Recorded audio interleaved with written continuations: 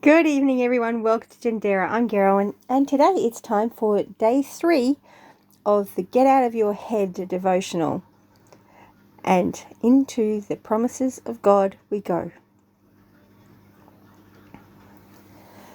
Thinking about thinking. Learn to capture our thoughts matters because how we think shapes how we live.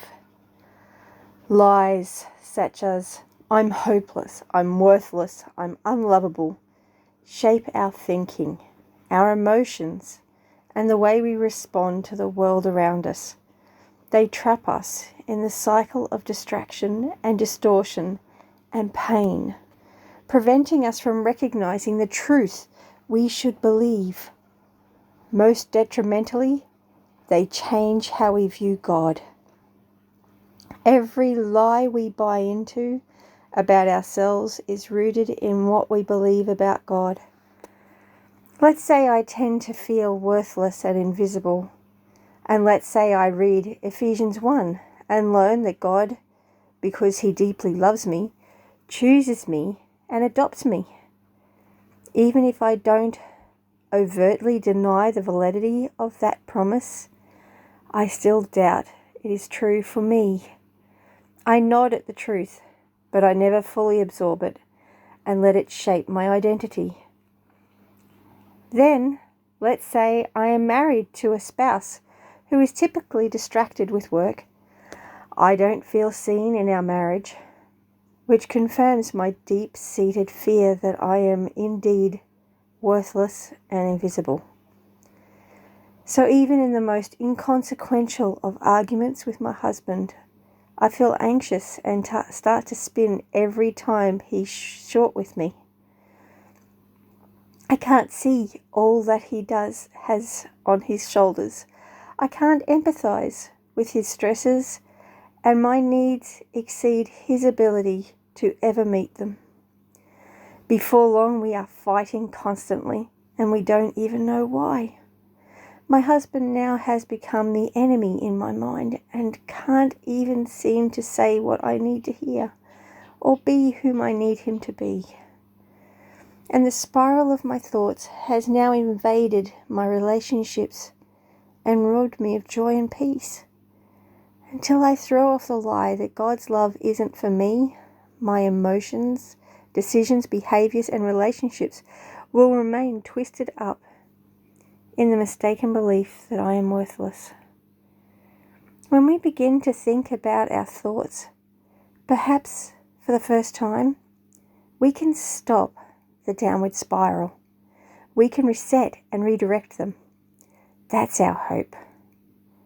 Not that we would wrestle each and every fear, but that we would allow God to take up so much space in our thinking that our fears will shrink in comparison.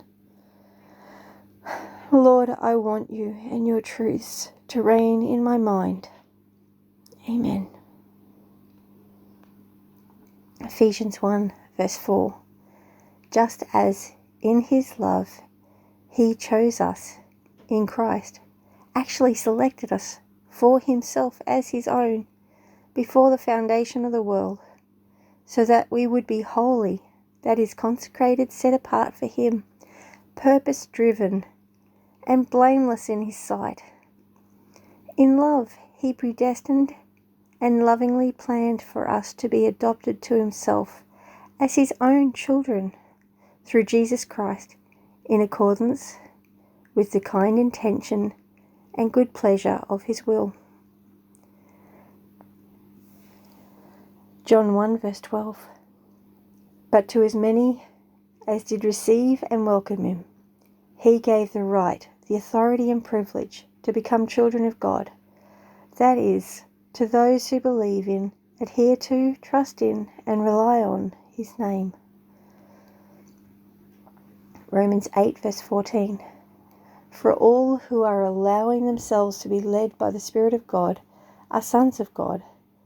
For you have not received a spirit of slavery, leading again to fear of God's judgment, but you have received the spirit of adoption as sons, the Spirit producing sonship, by which we joyfully cry, Abba, Father. The Spirit himself testifies and confirms together with our spirit, assuring us that we, believers, are children of God. And if we are his children, then we are his heirs also, heirs of God and fellow heirs with Christ, sharing his spiritual blessing and inheritance, if indeed we share his suffering, so that we may also share his glory. I hope you found that helpful.